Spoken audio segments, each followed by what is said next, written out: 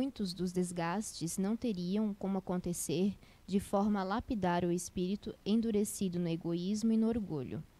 Não negamos que em muitas as posses de altos recursos financeiros tornam-se enormes testes para combater a sensualidade e as distrações com prazeres inferiores e atraso moral.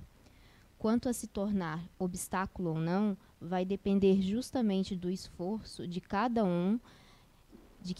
um desprenda usando os bens terrenos e os recursos financeiros em prol de seu adiantamento moral e intelectual, e sabendo desfrutar de maneira equilibrada a oportunidade de não precisar correr tanto atrás do próprio sustento.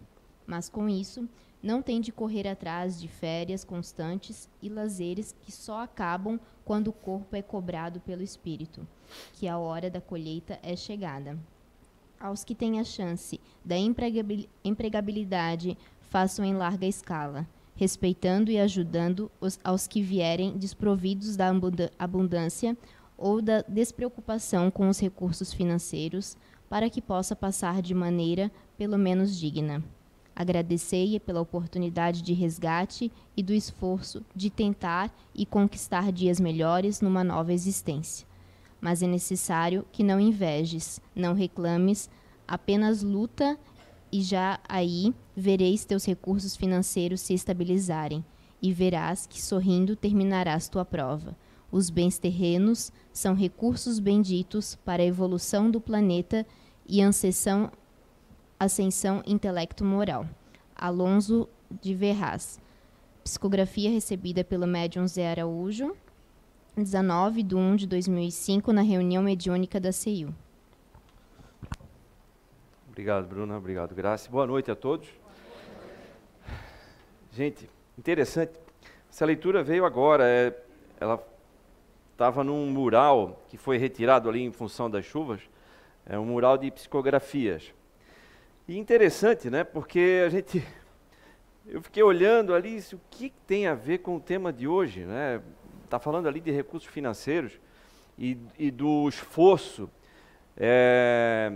que pode ser muito proveitoso para nós, o esforço que a gente faz para sobreviver financeiramente, isso pode fazer muito bem para nós, pode lapidar, né, o nosso espírito. E também fala ali sobre os grandes volumes de dinheiro que acabam ficando sob a administração de algumas pessoas, né, e o que isso pode e deve provocar, né? Pode provocar distúrbios, né? Porque ele desperta, às vezes, vícios e, enfim, toda sorte aí de tentações, mas ao mesmo tempo é uma grande responsabilidade, porque as pessoas que têm que estão nessa posição de administrar grandes volumes de recursos, né? Como administrando grandes empresas, os mesmos proprietários de grandes empresas, têm também uma grande responsabilidade de multiplicar o bem-estar a partir daí.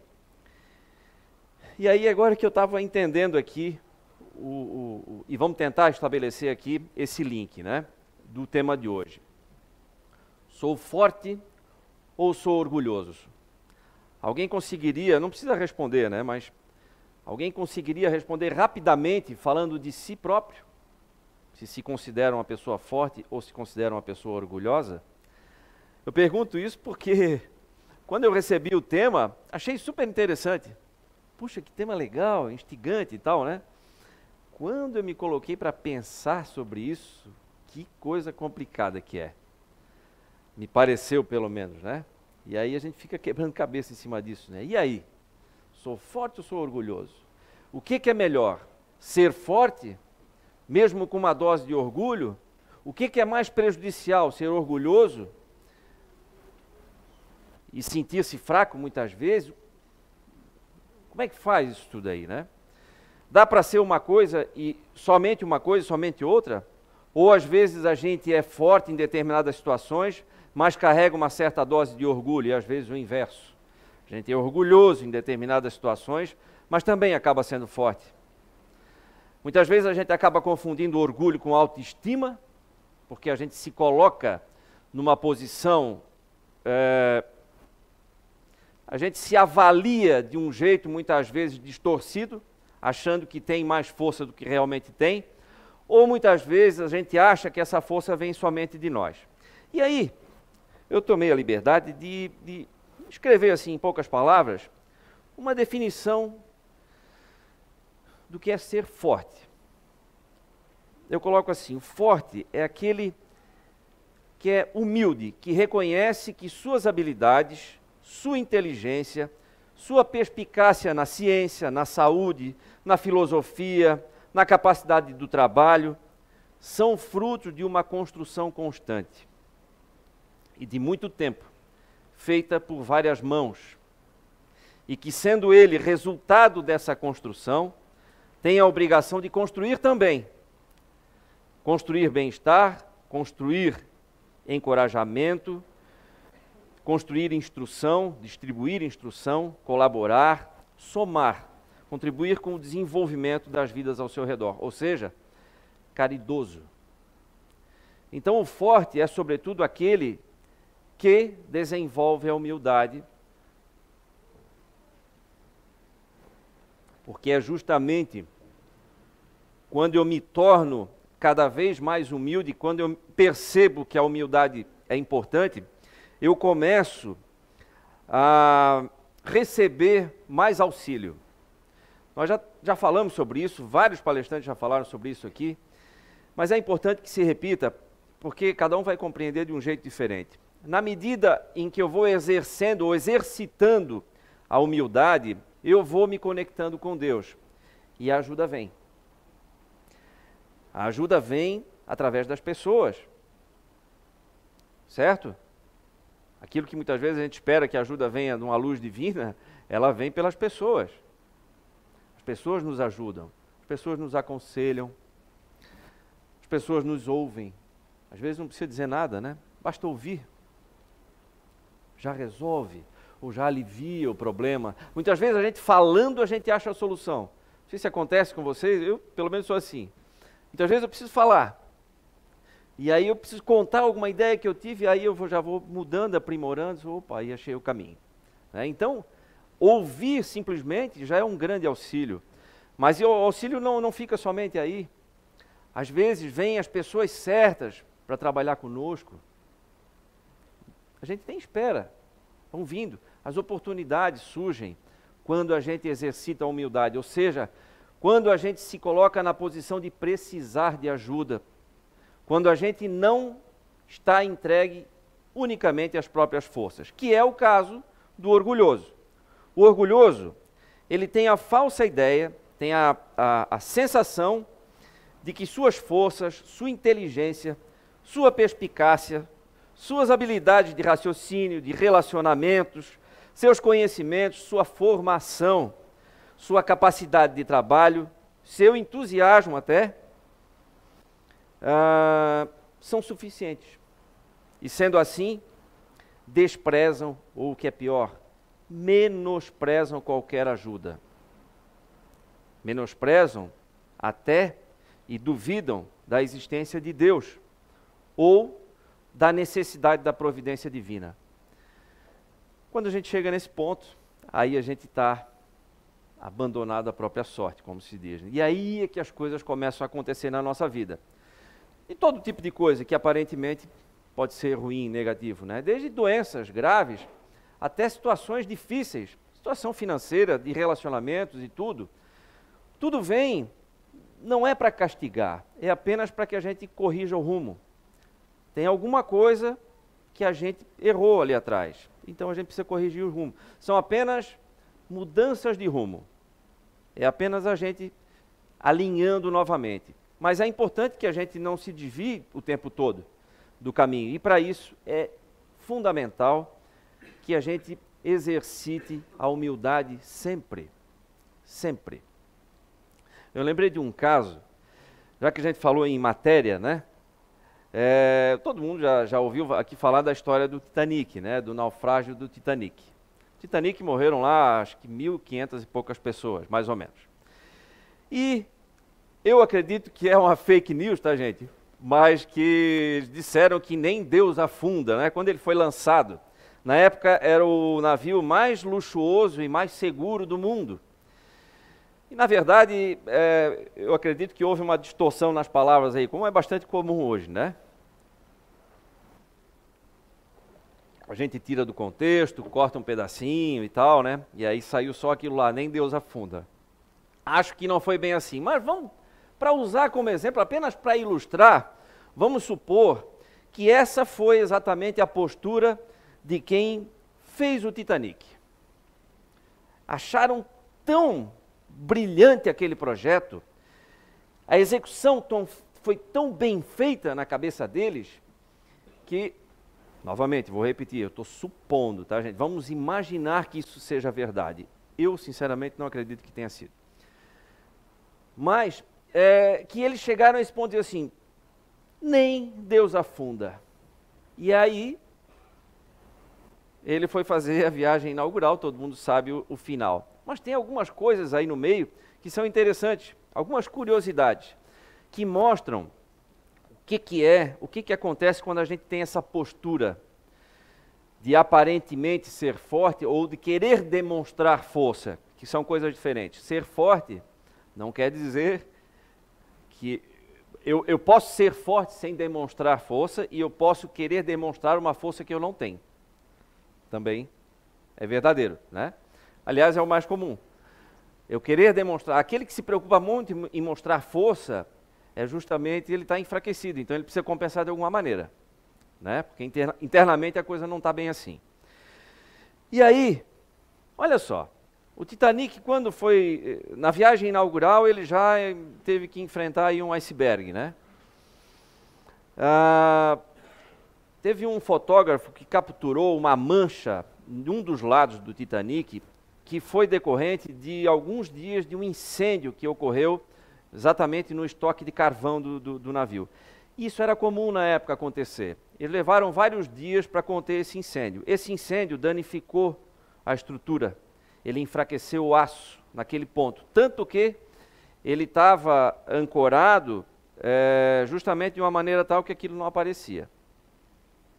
E foi exatamente no ponto onde foi atingido pelo iceberg, ou seja, aquela estrutura ela já estava fragilizada. Um outro ponto é que ele tinha a capacidade de levar, se não me engano, 64 botes, embarcações ali, salva-vidas, e ele tinha 20 apenas. O projeto inicial era então colocar 48, apesar de caber 64. Resolveram botar 20, que é para não dar uma sensação de convés assim, meio bagunçado. Ia ficar mais bonitinho, 20 assim. 48 não, acho que 20 vai ficar... Estou imaginando, né? Desenhar, assim ficou mais legal. Né? Aquilo não era para nada. Já que Deus não afunda, então, 20 ou 5, o ideal seria sem nada, né? Mas aí eles vão dizer que a gente é negligente, talvez, com a segurança das pessoas, então tá. Gente, eu estou ironizando e, novamente, é apenas para ilustrar, tá? Longe de mim estar julgando, até porque pode ter alguém que participou daquela época do projeto, pode estar reencarnado aqui. Eu não quero confusão, tá? Então, vai que lembra, né? Nesse momento agora, né? Dá um... E aí, o que aconteceu? Uma sucessão de erros, né? 30 segundos, segundo os especialistas, 30 segundos de antecedência seriam suficientes, de aviso do que foi avistado o iceberg, seriam suficientes para evitar a colisão. 30 segundos poderiam ter sido evitados. Primeiro, porque vários navios estavam dizendo que ali havia vários icebergs, e, no entanto, a tripulação não reduziu a velocidade, continuou navegando em velocidade máxima, porque Deus não afunda mesmo, né? Então, o que é um iceberg, né? E aí, pasmem, ninguém tinha binóculo, não havia aparelhos, né? Não havia os sonares para detectar essas grandes estruturas, não havia nada disso, mas tinha binóculo, existia já na época. Acontece que os binóculos estavam dentro de uma caixa, e o sujeito que tinha a chave dessa caixa, ele foi substituído da tripulação um dia antes ou no momento do embarque, algo assim. E aí, depois de um dia navegando, cadê os binóculos? Ah, tá lá dentro da caixa tal. Cadê a chave? Ah, a chave ficou lá com fulano, tá? Ele está em terra. Ah, então não vamos voltar. Parece piada, mas até seria, né? Se não fosse com um desfecho tão trágico. Mas olha só. Olha o que pode provocar uma postura. Ah, tudo bem, então, será que ninguém pensou em arrombar a caixa para tirar o binóculo? Deixa.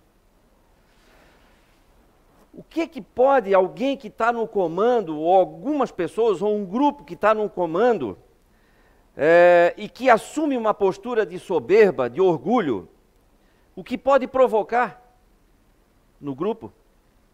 Né? Afinal de contas, era a tripulação. No momento do naufrágio, o comandante designou um oficial para bombordo, um para estibordo. Eu não sei qual dos dois é o bombordo e o estibordo, mas para um lado e para o outro. Para operar os botes, os muitos 20 botes salva-vidas que tinham lá, os barcos, né? E aí ele deu a seguinte instrução: mulheres e crianças primeiro. Um entendeu que era mulheres e crianças primeiro, e o outro entendeu que era mulheres e crianças somente. Olha só. E aí foi uma sucessão de desastres. No dia, um dia antes do acidente, estava previsto um treinamento, como tem sempre, hoje é comum nos navios, né, quando se embarca já tem um treinamento de medidas de segurança, de emergência e tudo mais, tal, para todos, não só para a tripulação, para todos que estão lá. E estava previsto aquilo, então, exatamente para um dia anterior do acidente. Não se sabe por que razão, o comandante cancelou. Tinha festa no navio e tal. Ah, não precisa. Cancelou. Se tivesse havido esse treinamento, com certeza muitas vidas teriam salvas, tamanha confusão que gerou aquilo, e ninguém tinha treinamento adequado para aquilo, nem os próprios oficiais. Tanto é que fizeram essa confusão aí, que eu acabei de falar ali dos botes e tudo, né, da operação dos botes. Então, inclusive o emprego de materiais inferiores, porque faltou, por exemplo, rebites de aço carbono que eram usados para fazer a fuselagem. Faltou rebite de aço carbono. Não, então vamos usar um outro material. Só que esse outro material, ele não era adequado para baixas temperaturas. E diga-se de passagem, a temperatura da água naquele ponto era de menos 2 graus centígrados. Então não era adequado. E assim, uma série de outras coisas. Se vocês forem pesquisar aí, vocês vão encontrar uma série de curiosidades, até, né, a respeito disso. Mas o que eu queria ilustrar com essa história, com essa tragédia, ou até com essa fake news aí do Nem Deus Afunda, é que a nossa postura orgulhosa de achar que as nossas próprias forças, que a nossa inteligência, que a nossa habilidade são suficientes para a gente conduzir a nossa vida de maneira segura, próspera, feliz, saudável, do ponto de vista de saúde física, do ponto de vista de saúde entre os relacionamentos que a gente tem, pode ser, e geralmente é, extremamente danosa. É desastrosa, na verdade. A gente costuma dizer, vai dar Titanic. E pode dar Titanic mesmo. Na nossa vida, o que é pior. Por quê? Porque eu estou entregue à própria sorte, entregue às próprias forças. Eu não admito que eu preciso de auxílio, eu não admito a existência, por exemplo, da misericórdia divina. O que é a misericórdia divina? É algo natural, é uma resistência. Deus é um conjunto de leis naturais, né? Então, vou dar um exemplo de misericórdia divina. Se eu fumasse um cigarro, não fosse a misericórdia divina, eu desenvolveria um câncer de pulmão. E, no entanto, eu posso insistir, e muitas pessoas insistem a vida inteira e não desenvolvem. Isso é misericórdia divina. Misericórdia divina é eu ter uma atitude orgulhosa perante a vida e, mesmo assim, eu levo uma vida feliz. Por um bom tempo, até hoje. Não estou rogando praga não, viu? Mas isso que ele está falando aí não fecha muito, porque a minha vida é muito boa. Disse, ok. Tomara que continue assim, mas não é a tendência. Né? A grande tendência é que a coisa desande, é que afunde mesmo. Né? Por quê? Porque eu não me conecto com Deus, porque eu não assumo uma postura de precisar de ajuda e, acima de tudo, quando eu não preciso de ajuda, eu também não quero ajudar. E, no entanto, estamos todos juntos, nós somos uma grande família. Certo? Que não pode... A única coisa que a gente não pode fazer, estando aqui na Terra, é viver isoladamente e achar que isso está certo. Isso não dá. Por mais que eu goste de ficar sozinho, isso é outra coisa. Mas eu posso gostar de me isolar na minha casa, mas eu não posso me isolar do mundo e nem negar auxílio a quem precisa. Aquilo que a Grace falou hoje aqui, eu estava aqui quando uma senhora com 2 criancinhas pequenas veio aqui pedir comida. Comida, gente. Não tem nada mais básico do que isso, né? Imagina uma mãe ter que sair com 2 criancinhas pequenas pedindo comida. A gente está preocupado com o colégio do filho, com o balé, a aula de dança, do inglês, do francês. Ela está preocupada com comida. E ela estava assim, olha, eu sei que eu marquei com uma pessoa aqui às 6 e eram 5h30, mas é que eu moro muito longe e aí eu não tenho jeito, eu tenho que voltar e tal, por causa das crianças, não sei o que e tal. E aí? Às vezes a gente reclama, né? Reclama que não deu para... Puxa, só 20 dias de férias, já pensasse? A gente faz isso. Faz ou não faz? Então. Tava na praia, sexta, sábado, domingo. Tu acreditas que sábado a tarde toda choveu? Que dificuldade, né? Que problema. Parece piada, mas a gente faz isso, gente. Isso é orgulho. Isso é orgulho. Então, querer demonstrar força não é ser forte. O forte é quando a gente está cada vez mais forte de verdade. E a gente fica cada vez mais forte de verdade quando a gente admite que precisa e agradece a ajuda que recebe. A gratidão é algo que faz com que a gente receba cada vez mais esse auxílio. Né? Ora, todos nós, quando reencarnamos, nós somos acompanhados por um ser que está numa escala superior à nossa. É muito lógico isso, né? Como pode uma criança ajudar outra?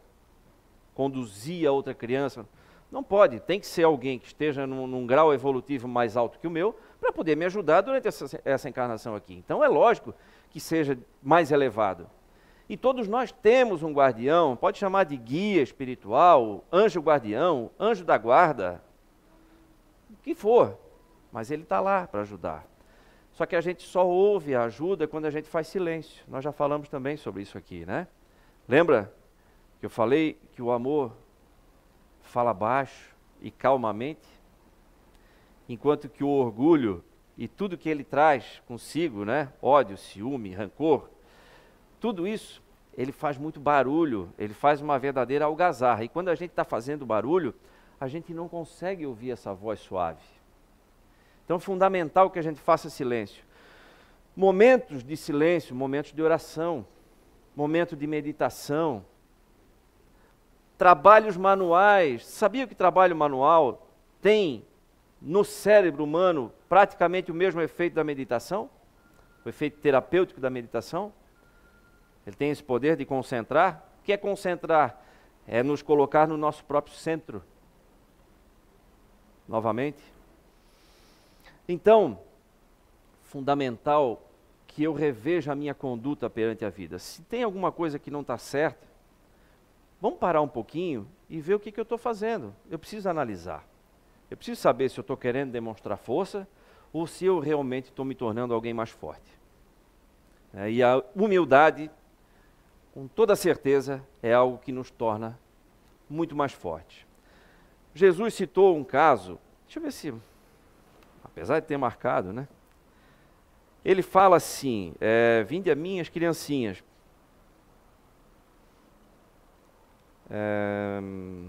Nossa, porque delas é o reino dos céus ou algo do tipo. Não encontro aqui. Ó, deixar vir a minhas criancinhas, e não as impeçais, porque o reino dos céus é para aqueles que se lhes assemelham. Então, ele tomou como modelo a criança, porque quando a gente está se preparando para reencarnar, o espírito entra num estado de perturbação e a gente passa pelo esquecimento temporário de tudo o que nós vivemos na vida anterior, inclusive as nossas más tendências e tudo mais. Isso é necessário, justamente aquela figura frágil, né? aquela fragilidade, aquela inocência que a gente demonstra quando a gente é criança, é fundamental para que, na mesma medida, desperte na mãe ou nos pais a vontade de servir e amparar com todo o carinho do mundo. Por isso que para a mãe sempre o filho é um anjo, né? Se ela pudesse ver numa criança a conduta de um adulto, com tudo aquilo que ele viveu lá no passado, e pior ainda, sabendo quem foi, vocês acham que seria possível uma mãe tratar com o mesmo carinho? Não dá, né? Não dá. Imagina, é desse tamanho, mas já fala palavrão, já xinga, já reclama, já... Oh, que leite é esse aí? Oh, e essa fralda aí tá me assando tudo. Sei lá, já pensou? Dá para usar uma mais macia, não?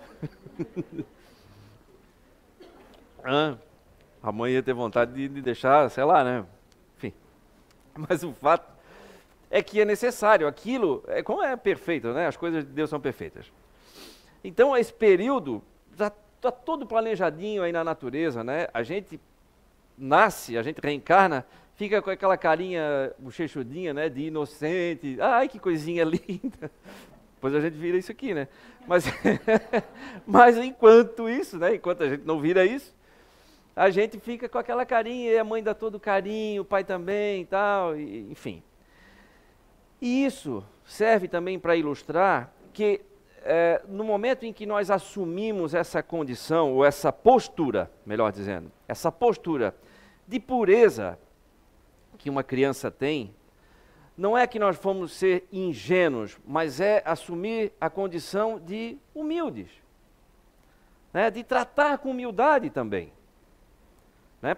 Assumindo uma postura parecida com a da criança. Por isso que Jesus citou como exemplo ali, o reino de Deus é daqueles que se assemelham às crianças, não é das crianças, mas é daqueles que se assemelham às crianças, querendo exatamente usar como exemplo essa postura de humildade.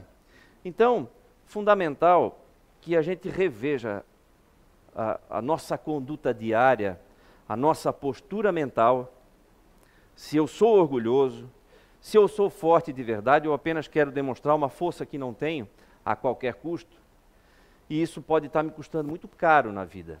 Às vezes a gente já percebe isso, né? Um pouquinho de raciocínio, um pouquinho de reflexão, a gente, se fizer uma reflexão honesta, a gente vai perceber que é verdade. Esse orgulho está me estragando aí o caminho. Então é hora de mudar. E é importante que a gente mude. Mudança não é fácil, requer esforço, mas é fundamental. Se a gente quer resultados diferentes para a nossa vida, se a gente quer realmente uma vida melhor, uma vida mais agradável, mais pacífica, uma vida mais feliz, mais alegre. Viver com alegria é muito melhor. É muito melhor do que viver de cara feia, é muito melhor do que viver reclamando, né? É mais leve.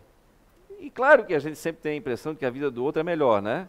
Que cada vez que eu vejo, está rindo, né? Então, mas eu posso transformar a minha vida também. É uma questão de postura. Eu quero encerrar com um texto aqui. Eu tinha separado uma psicografia, mas eu vou ler outro texto. Esse texto aqui, eu já li aqui, eu tenho certeza. Ele é uma adaptação de um livro, e inclusive foi pedido para não reproduzir, mas eu vou ler, tá bom? Isso aqui eu aprendi num curso, a gente recebeu isso aqui, eu vou ler para vocês. O milho de pipoca. A transformação do milho duro em pipoca macia é símbolo de grande transformação por que devem passar os seres humanos, para que eles venham a ser quem de fato devem ser. O milho da pipoca não é o que deve ser. Ele deve ser aquilo que acontece depois do estouro. O milho da pipoca somos nós, duros, quebra-dentes, impróprios para comer, mas pelo poder do fogo podemos, repentinamente, nos transformar em outra coisa. A transformação só acontece pelo poder do fogo. Milho de pipoca que não passa pelo fogo, continua a ser milho de pipoca para sempre. Assim acontece com a gente. As grandes transformações da nossa vida só acontecem quando passamos pelo fogo. Quem não passa pelo fogo fica do mesmo jeito a vida inteira. São pessoas de uma mesmice e uma dureza assombrosas. Só que elas não percebem. Acham que o seu jeito de ser é o melhor jeito de ser. Mas de repente vem o fogo. O fogo é quando a vida nos lança numa situação que nunca imaginamos. Dor. Pode ser o fogo de fora, perder um amor, perder um filho, pai, ficar doente, perder o emprego, ficar pobre, enfim. Pode ser o fogo de dentro, pânico, medo, ansiedade, depressão, sofrimentos cujas causas ainda ignoramos. E ainda há sempre o recurso do remédio, que é apagar o fogo. Sem fogo, o sofrimento diminui. E diminui com isso a possibilidade da grande transformação. Imagine a pobre pipoca fechada dentro da panela e lá dentro ficando cada vez mais quente. Ela pensa que sua hora chegou, que vai morrer. Dentro de sua casca dura, fechada em si mesma, ela não pode imaginar destino diferente. Não pode imaginar a transformação que está sendo preparada. A pipoca não imagina aquilo de que ela é capaz. Aí, sem aviso prévio, pelo poder do fogo, a grande transformação acontece. Pum! E ela aparece como outra coisa completamente diferente, que ela mesma nunca havia sonhado. Bom, mas ainda temos o piruá, que é o milho de pipoca que se recusa a estourar. São aquelas pessoas que, por mais que o fogo esquente, se recusam a mudar. Elas acham que não pode existir coisa mais maravilhosa do que o jeito delas serem. A sua presunção e o seu medo são a dura casca de milho que não estoura. O destino delas é triste. Ficarão duras a vida inteira. Não vão se transformar na pipoca branca e macia. Não darão alegria para ninguém. Terminado o estouro alegre da pipoca, no fundo da panela ficam os piruás que não servem para nada. Seu destino é o lixo. Então, meus amigos, com muita honestidade e profundidade de reflexão, não vamos virar piruá, gente. Pelo amor de Deus, vamos virar pipoca. Vamos transformar a nossa vida com muito esforço. Deixa o fogo vir, não tem problema. Vamos lembrar disso. Quando o fogo vier, é para me transformar em algo melhor. Certo? Então, nada de reclamar do fogo. O fogo é o momento da transformação que está por vir. Certo? Então, boa transformação a todos. Obrigado.